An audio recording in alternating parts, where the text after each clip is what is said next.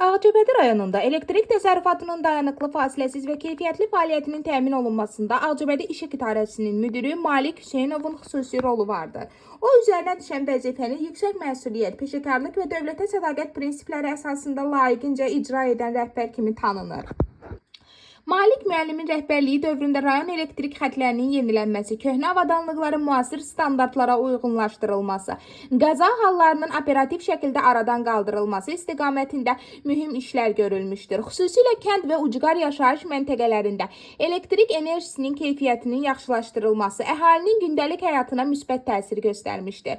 O, vətəndaş müraciətlərinə həssas yanaşması, əməkdaşları ilə düzgün iş bölgüsü aparması və kollektivi bir məqsəd ətrafında birləşdirmə bacarığı ilə seçilir. Malik müəllim üçün əsas prioritet dövlət siyasətinin tələblərə uyğun şəkildə xidmət göstərmək və vətəndaş məmnunluğunu təmin etməkdir.